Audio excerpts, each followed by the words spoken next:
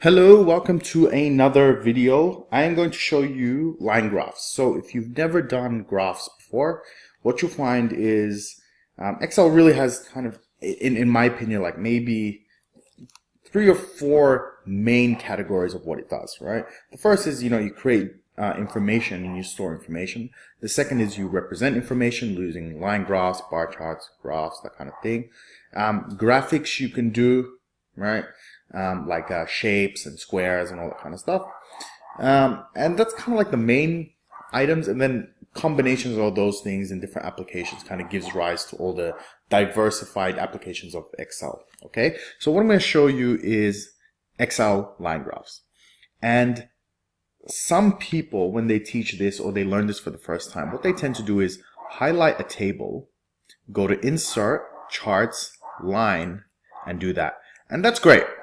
Okay, build your graph very, very easily. My problem with this method is it doesn't actually teach you how to create a line graph. Okay, because let's say you change the format of this and things no longer link. You have no idea what to do.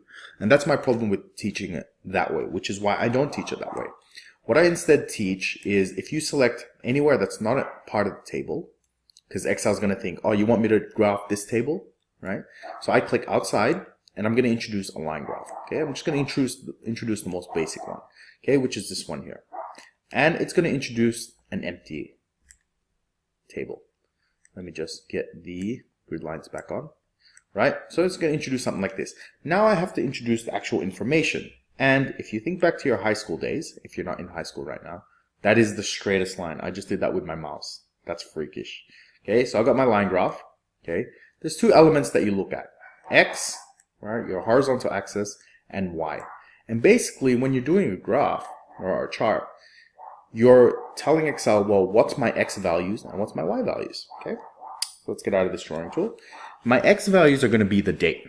Right, because I always want to show date horizontally, and then this is how much I've spent on dog food in the last, that I'm planning to spend in 2019, for example. So I want to see, am I actually spending more over time? Am I spending less? Is it even? It doesn't really change, right? So what I do is, with the graph, I right click, I go select data, and it's going to come up with this window. Now, the way I like to think of it is, this is Y, and this is X. Right, in terms of axis. And if you can't remember which way, just go, when your girlfriend goes, hey, listen, can you do groceries? You go, yes, I can go groceries for you. Yeah, yes, or yes. Okay, ignore me. Okay, so the first thing I'm going to do is set the Y value, so the vertical axis. So I go here and add, okay, and the name is going to be, I can either type dog food, right, like that, or I can actually just select this heading. And this is probably better, so in case you change this to something else, it will automatically update. And this one, it's a little bit annoying. What you do is get rid of this braces one thing, which I still don't understand why it's by default in there. Just clear that out first, and you select your Y values, like so. Okay, let me show you that again. Let's clear everything out. Let's select it again. All right, there we go. And as you notice behind, it's actually already started plotting. And that's a good thing, because in the past, when you used to set it up, right, in additions in the past, you wouldn't see the final result until you pressed OK and stuff. So you didn't know if you were doing things wrong along the way. So now you can actually see, okay, these values are correct. You do a visual inspection. First one's 100, next one's 59, next one is 102. Okay, values are good. So we now press OK. Then we do the x-axis, because as you can see, it's just 1, 2, 3, 4, right? I want this to be the date. So I go edit. Now this isn't going to have a label. So I just go ahead and choose the date.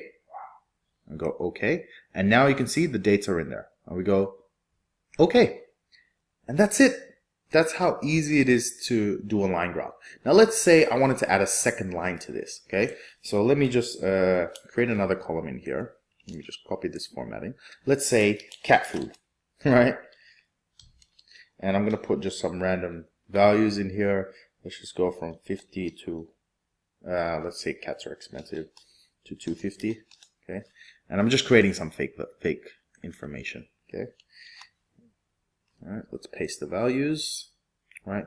Now let's say I wanted to add this in the same graph. Here's what I do. Again, I right click. Exact same thing. I go select data. I go add, and now I'm going to add the cat food. So I click cat. This one, we're going to clear this out. I'm going to select the cat food. And as you see behind, if I go OK, we now have cat food, right? So now I'm going to show you some basic formatting that you can do with charts, okay? And the way you do it is, first you want to activate the chart. If I'm out here, I'm not going to really be able to edit it. So I want to do that. As you can see, I've got the handle, so I can resize it. Okay, I can move it around if I grab the edge. Okay, it's pretty basic stuff. Then what I do is I go to, which one is it? Design. Okay, this is usually how I start with. I go design and I go add chart element. And this is where I add all the different elements of the chart. So let's say I've already got a horizontal and vertical axis. Okay, I want a title, so I can put this one and change this to date. But date is usually implied unless it's like a special date. All right, so we can do that. So let's go back. Let's activate this. Add chart element. Axis title, I want a vertical one. So let's say cat/dog food price. Oh, hang on. No one told me I was outside of that thing. Okay, so let's just delete this. Okay, cat and dog food price in dollars.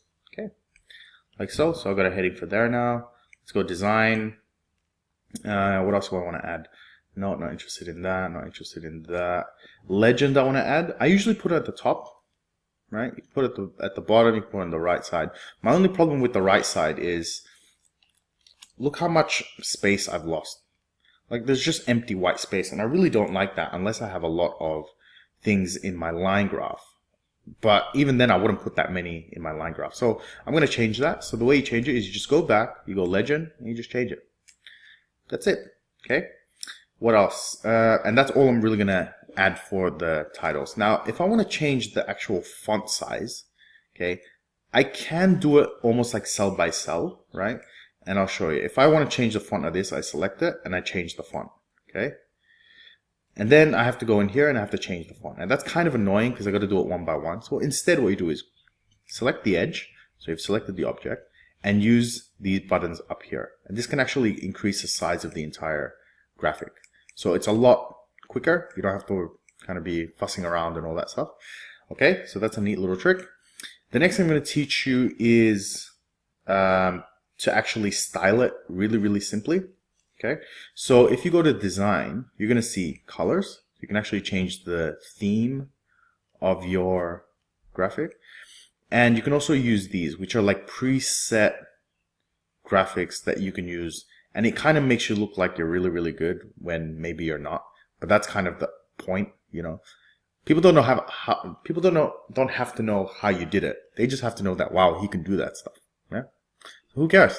Be fancy, enjoy it. So I'm going to do this one. I like that little shadow. Okay. And then you can also go to format and then kind of keep forming it to your heart's content. So you can do shape fills. You can change the outline of the actual box itself. You can change the borders this way. You can add shapes. You can do effects. You can do like shadows on it. You can do glows. I remember as a kid, yes, I played with Excel as a kid. We didn't have PlayStations and Nintendo Switches back then, right? But that being said, I'm like level 350 in Diablo 3. So just any Diablo fans out there. Okay, so you can do that. You can do text changes, text effects, heaps of things you can do, right? So keep modifying to your heart's content and just enjoy. So I hope you enjoyed the video, and I'll see you next time.